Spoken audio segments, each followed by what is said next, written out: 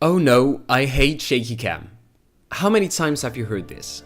Plenty, I guess. Now, taste is one thing. You can hate the use of a particular technique if you want, but like every form of art, you owe it to try to understand it, to understand why it is here and what is its purpose, if you want your criticism to be accepted or even valid. Now, it is true that the use of shaky cam has been popularized the past 10 years or so, but where does it come from?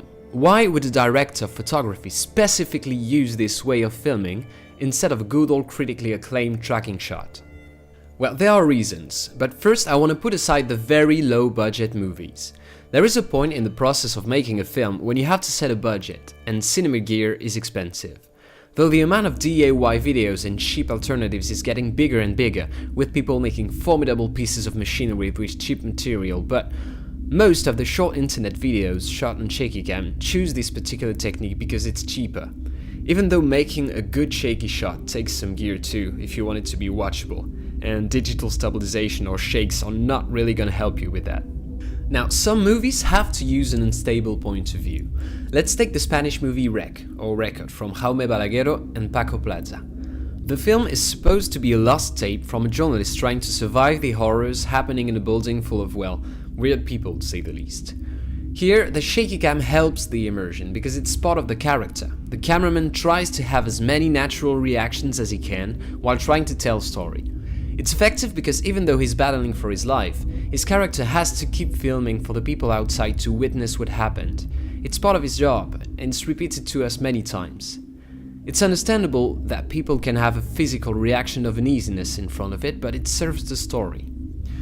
Now let's get to the reason why I'm discussing this. Paul Greengrass and all the hate he received.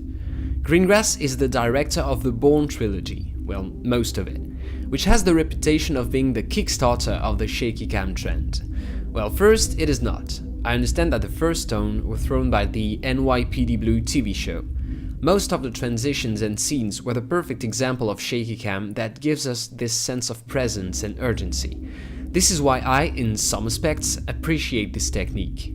In the Bourne movies, Greengrass, which was a director for TV documentaries, had to ask himself this question: how do I make the audience feel that this character is so smart, so trained and fast, that they can't keep up with him? The constant use of shaky cam was the answer. The camera is not only moving and shaking, it has trouble following the action. I think the point is to mimic how you and I would react in this situation, how overwhelmed we would be by the constant flow of information. I'm not talking about the plot, which is not that complicated. I'm talking about the general thinking process of the character. How he will manage to get out of a situation, not taking the time to explain to you how he did it. It gets to a point where during conversations the camera loses focus on the characters or focuses on place where it shouldn't.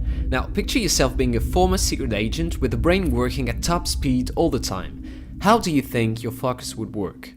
It is true that the use of shaky cam does not limit itself to the character of Jason Bourne, but most of the characters are either stressed, in a hurry, or completely lost, which are emotional states that happen to match the shaky cam style too, in my opinion. Now, I seem to be praising this type of filmmaking, but I am not, and I think my complaints are the same as the rest of you. I hate shaky cams in movies where shaky cams have no proper reason to be. What works for me in Paul Greengrass's filmmaking is that his themes and his characters are functioning with this style. Not saying that these movies are flawless, but there is a justification for the use of the technique, and it is being used from beginning to end, which is very important.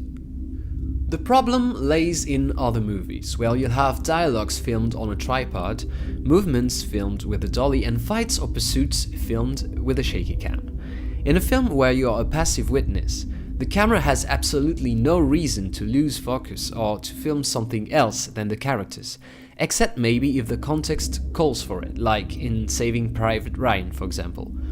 This method can be used when we have a reason to be unable to follow the action, but two persons punching each other in the face for 30 seconds is not something you need 12 wobbling shots for, especially in the age of 3D movies where some action scenes are already confusing enough for no reason. Well, this is my opinion, but I would love to hear yours and do not hesitate to share it with me. I wish you well and I'll see you another time. Bye.